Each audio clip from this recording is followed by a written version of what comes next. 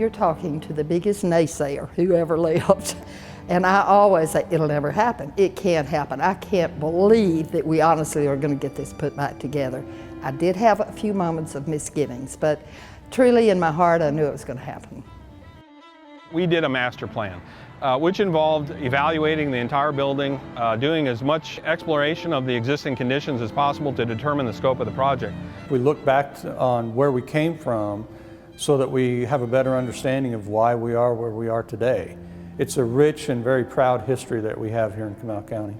It's a historical meaning to me. I've got some family background that's been in this courthouse before, and to me it's a city icon. You think about what was it like back in 1845 when they first started. Their problems had to be immense because they had to put in all the infrastructure. I came in kind of late in the process. The restoration project had not quite begun. It's hard at times to step in on a project that's already rolling and rolling at a pretty fairly quick pace. And Judge Krause stepped right in without even missing a beat. You know, it's a funny thing. You look at these historical pictures and you see out along behind the courthouse all the stables and the horses and the carriages and that stuff. We had to recreate the arches behind the judges' bench back to the way they were. So I don't think it was just for looks. I think it was also for carrying sound. And people were really smart about taking care of business in the best way possible. We appreciate the foundation that was set, the direction that was set, and now we're given the opportunity to steer the ship for a little bit. We could renovate or we could restore. Now, there is no choice there as far as I'm concerned. When you talk about restoring it back to its 1898 glory, that's when I decided we got to do that. The origins of the Comal County Courthouse date back to 1899 with a history as rich as the soil it was built upon. County governments emerged in the early days of the Texas Republic to bring public planning to promising young settlements such as New Braunfels, founded by enterprising German settlers in 1845. The Native Americans had camping grounds down around the springs at Landa Park.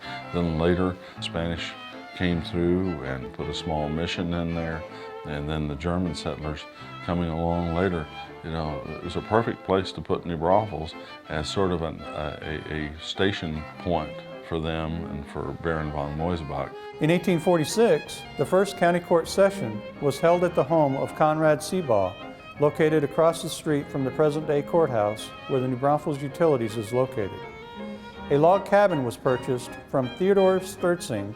It became the first of 3 versions of the Comal County Courthouse. Immediately upon moving in, officials discovered they were already overcrowded and had little room to store the county records. In 1857, with financing secured, William C.A. Telepapi of San Antonio was selected to design a new, larger courthouse.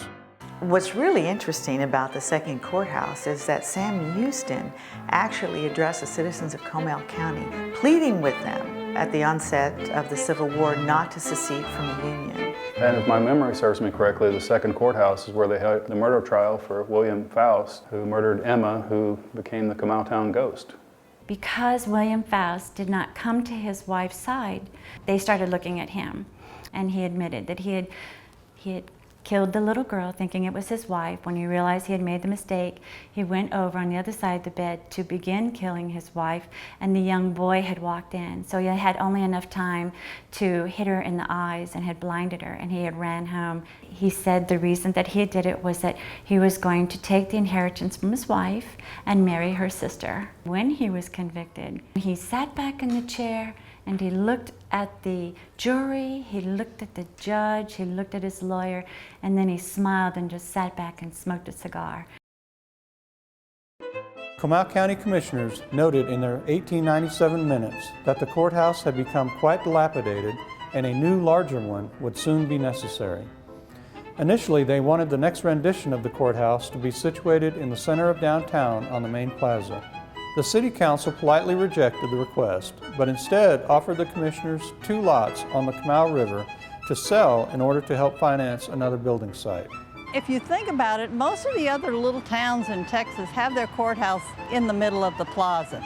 And so I think this made ours kind of unique. As a result of this sale, the county purchased lot number 32 from William Clemens and Walter Faust, thus cementing a permanent location for the third and final version of the courthouse. Who knows why they said that, but I think it was a good decision because I like the fact that we have our bandstand on the plaza. When we went to restore the courthouse, we restored it to 1898, and Riely Gordon was the architect at that time.